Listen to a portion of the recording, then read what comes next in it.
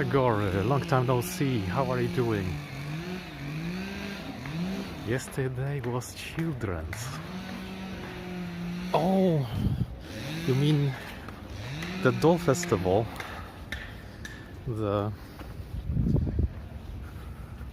It's called Hinamatsuri in Japan.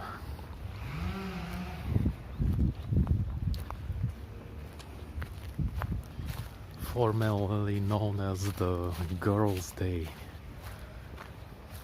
Yeah, sort of like it's been converted into Children's Day. I mean, like it's still, kind of separated, because the third is the Hinamatsuri, the Girls' Day, celebrations for girls. And then you have in May there is one day for boys, and I think that one could be the children's ones. I don't know if the third one is called children's. Girls' Day, yeah.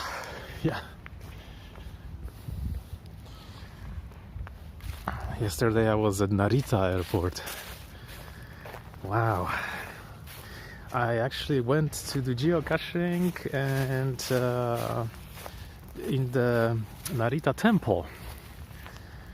I always thought, that Buddhist temple is tiny and no one goes there. But it was really nice. The road that leads to the temple, the Omotesando is called in Japanese. It was fantastic. There's so many things you could buy, crackers and some snacks. Yeah, confusing, I know. Yeah, but then the temple was also really big, and they had ice sculpting festival at the temple under the pure 16 degrees sun. You could see like the vapors from the ice was coming up, so it was melting. But they were gluing ice blocks together to make one piece, and then they were carving it. Various artists. Then I went to see some airplanes landing. Do you know in Narita, when they were building that airport, it's huge though, it's huge, but they were building that airport, and they were, they had opposition from the locals. So even today there are houses like within the airport, like next to the runway, and like the pathways, the taxiways have to be curved because there's a guy's house in the middle. And I didn't take any pictures, no. And I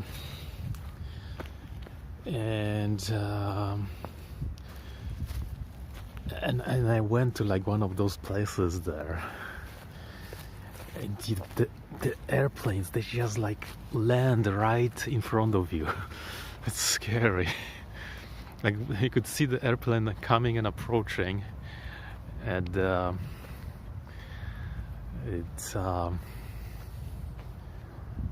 it feels like it's gonna land on your car. or you are never sure if the pilot is not gonna fly it too low. But they're pros, right? They don't make often mistakes.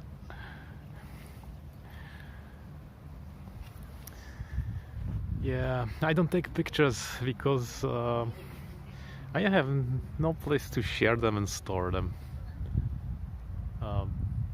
Before, there was Google, and I enjoyed that because Google gave you unlimited storage, and after that I just gave up. Doesn't the homeowner worry about the plane in the... Yeah, oh yeah, exactly. But I don't know how can anyone live there? You know, the smell of jet fuel, you are like so close to the jet engines. Of course, the airport puts like barriers so that, you know, no one can jump over that. But you know, these are the people who refused to move and sell the land. Like complete, you know, opposite what they were supposed to do. And there are few houses like that. Some of them are completely abandoned or owned. Some of them are still there. There's like a whole guy with a garden and farm fields and where you plant your vegetables. I mean, they built the airport in the middle of nowhere in the countryside, so there's just fields everywhere.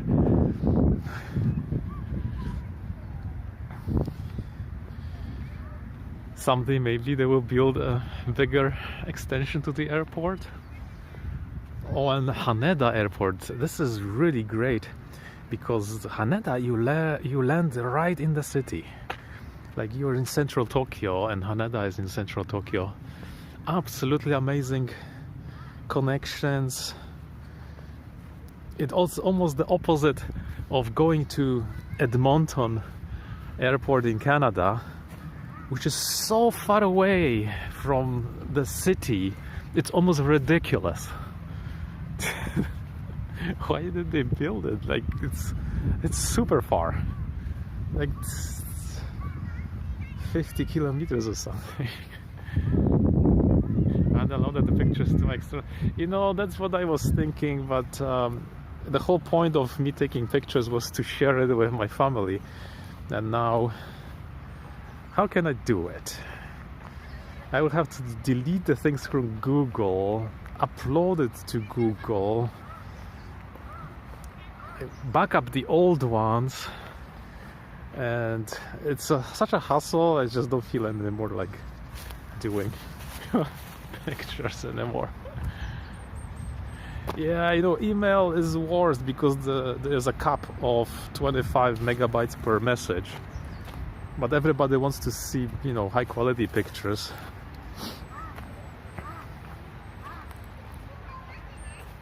Did planes ever miss the runway? No. They're all like, you know, flying like they should. But you know, when you look at them through the binoculars, and there was a really strong headwind, you can see some of those huge ones completely, like, you know, they jump once and twice and then they land, and they have like 12 or 14, 16 wheels on them on both sides. Text, yeah. But I've seen like a really huge airplane. I think it was Airbus, the latest Airbus. There's a complete first floor, and then there is a complete second floor going all the way almost to the tail. A complete 2-level. I've never flew in a plane like that.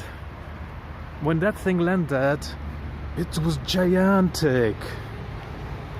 I didn't know such planes exist.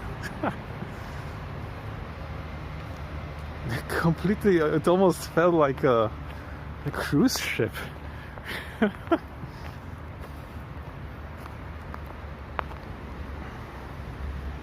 I've seen Air Canada landing, Finnair.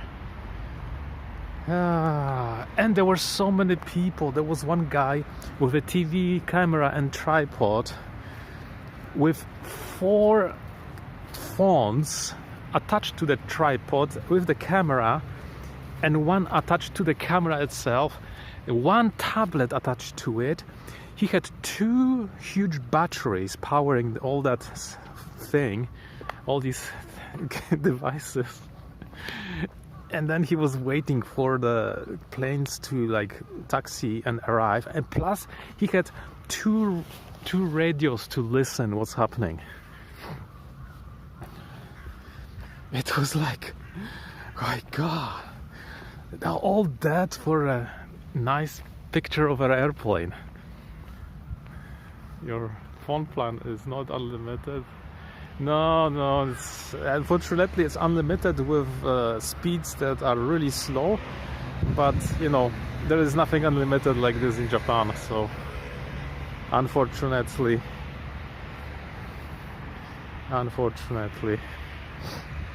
But you know, I don't care because I have Wi-Fi at home, so if I need to do some uploads, I let it rip, no matter how many gigabytes. But there were so many people, you know, taking photos of these airplanes, and then I spotted one private jet. That one was fancy. Gosh, what a colors. And it had like nothing. It was like completely private. No airline, no anything. Lots of Air China, Taiwanese Airlines. Yeah, I couldn't wait for the Saudi Arabia. That one is really nice inside. My gosh, I heard they have showers in the first class, and yeah, spotting airplanes is a real hobby here. I've never seen it anywhere else in the world. And these cameras that these guys, you know, have attached to these tripods, gee, they're like at least $10,000. Incredible.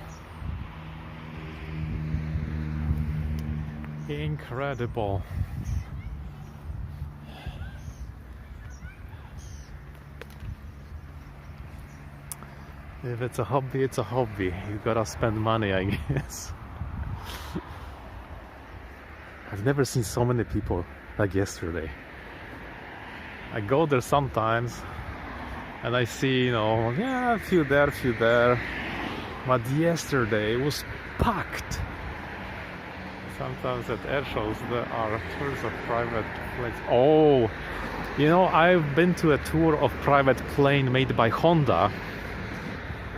I actually toured their factory, but you know, everything is top secret. You're not allowed any phones or completely nothing. But I must say, their jet was really nice. Simple, but stylish. You know, everything was thought and designed in the right way.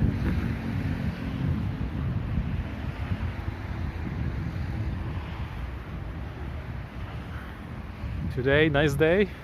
Yeah. Yesterday was also nice. I think sun burned me a little bit on my face and I got headache from it. But the morning was frigidly cold. I think slowly it's getting warmer. The days are getting warmer, but in the afternoon.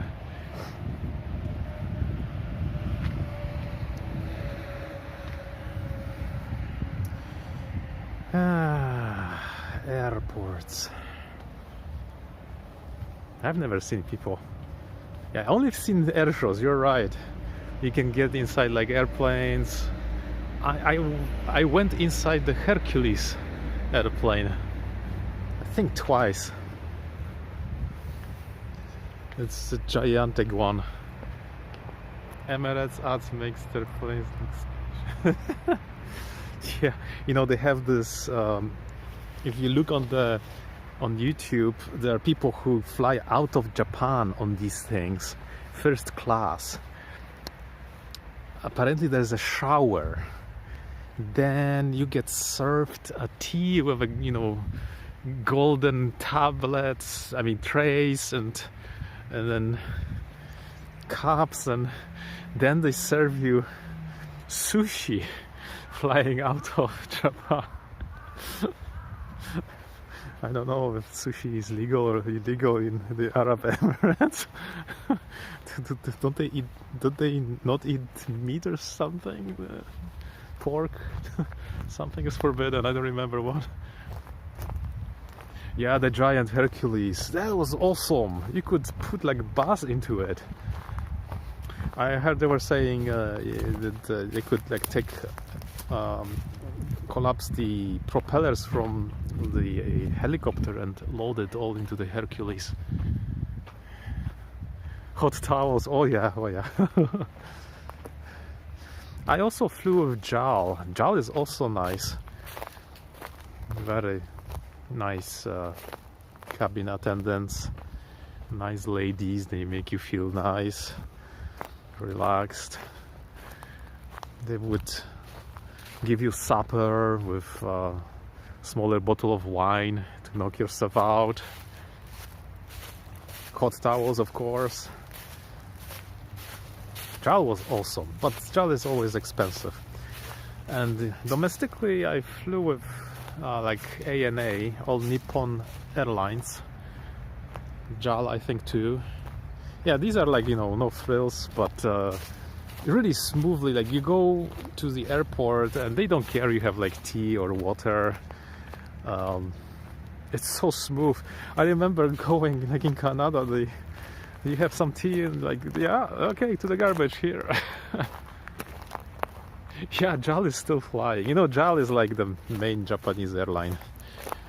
It went bankrupt, it got restructured many times.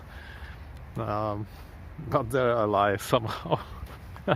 Just like Air Canada, you know. How many times did they ran out of money and went bankrupt and the government had to bail them out? I suspect a similar thing must be happening to JAL. They just get restructured. Not afraid of terrorists? Oh no, domestic is, oh my gosh. You actually don't need to show an ID. All you give them is the number and off you're flying. It's like a train ticket, you know. It's really relaxing. Like you don't get you know, stressed or anything.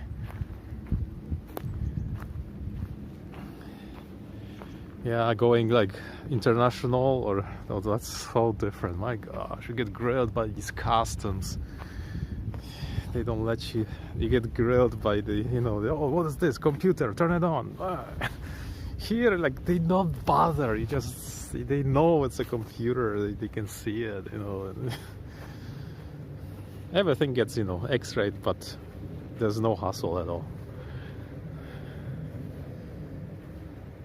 But you know, if you don't like even that hassle of coming to the airport 2 hours in advance, and I don't know, I think for the local flights it's less than that, then you just jump on the Shinkansen train. That you just transfer from normal train to Shinkansen train and off you go, you know. It's almost as convenient as it can be. You can go 1,200 kilometers in 4 hours 20 minutes. There are some stops on the way, of course, but that's like, you know, that beats the flying, because when you land you are in some faraway airport place and then you have to travel more. But Shinkansen usually connects to a local train station or a bus or whatever. Usually it's a big station anyway, and you know, you're there without any fuss and thinking of flying and checking and this, which is cheaper. They're both expensive. They're both expensive. Yeah, I think, you know, probably the bullet train is cheaper. It all depends on the fuel, right? So I think they are competitors. And of course you can book better seats. Oh, new Prius. Oh no, it's Acura. What is this racing car? Classic. Oh, that was Nissan. A GTR maybe? Looks too old for me. I don't know. I remember, in Canada, where the buses were in direct competition with the airlines. So the bus that went from one city to another city, 700 kilometers away, costed $30-40. Sometimes they would be like the airline with the same price of ticket for $40. So it's no brainer. You just go and hop on the airplane because it's so cool. But then the airplane lands in the middle of nowhere, and then how the heck do you get to like some city? Taxi or something, right? Which will take money away. But on the bus you can chill. And bus just goes, and it just takes a long time with the bus. And even, like normal trains here, so convenient, very convenient. They take you anywhere. You barely, if you like walking, you don't even need to catch a bus, because buses usually go to the train stations, and that's it. There are some buses that can go long distances, but not many people take them. Wonder if more people take the plane or train. Does Japan have long distance buses? They do, yeah. Not only that, like once you land at the airport, there's so many ways to go home. Taxi is one, which is super expensive. Then you can go by a local train, probably the cheapest, but then you end up, you have to navigate the networks of trains to get home. Then there's a Narita Express train, which in really fast time takes you to like center of Tokyo and Yokohama. Then there are long distance buses that go to certain stations in the city where the other trains don't go. I mean, they don't stop. So, and then you can catch, there's not only one company running these buses or just these trains. There are multiple companies, and everyone builds their own stations and stops. So you hopped into whatever and go. But the faster train, I think it's around $30-something. Not cheap, but if it goes to your convenient area, you're a winner. Bus is, I think, the cheapest and the best, because the highway fees are already included in the ticket. All you just do is jump on, sleep, and you arrive at some local station, and where you can take another bus or train home. Right? Yeah. Like when you have like 2 suitcases and you don't want to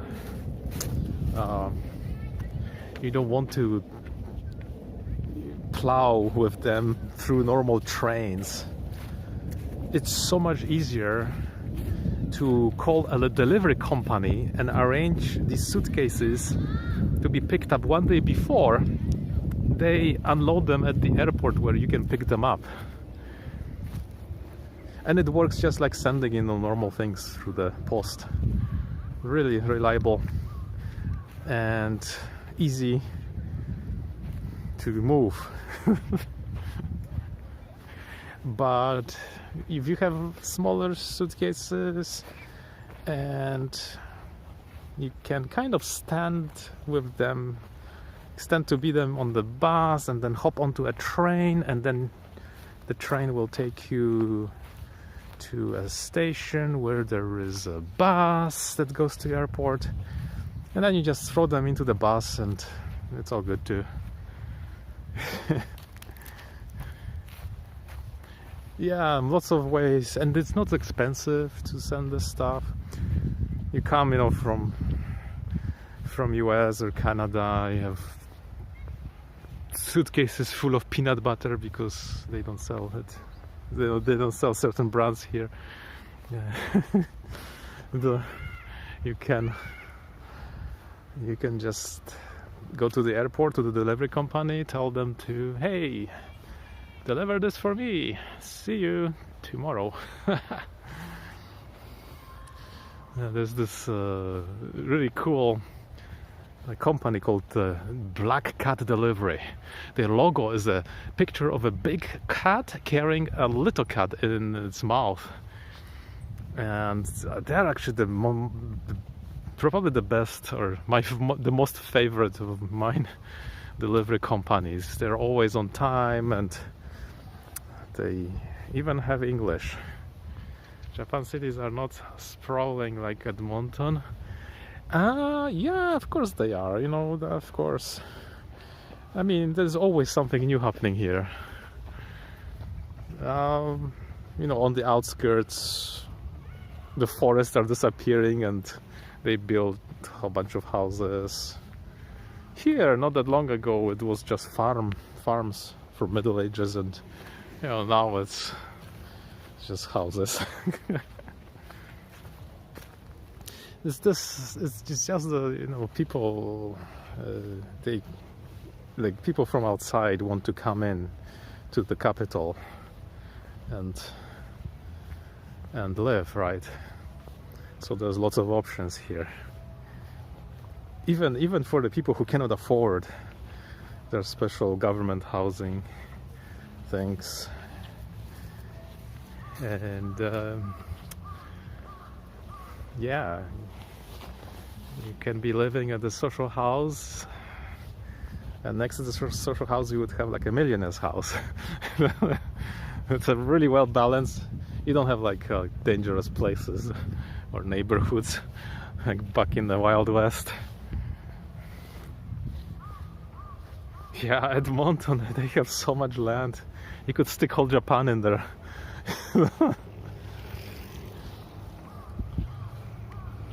And then, you have Calgary outside of Edmonton as well.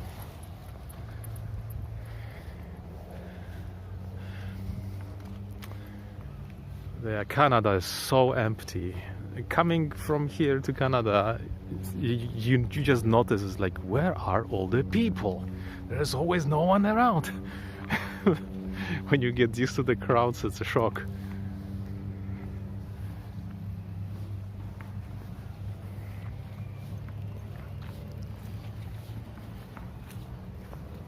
I think Calgary is huge. Yeah, sort of I think Edmonton has this biggest shopping mall in the world. I don't know if it's still true, but Calgary has a little.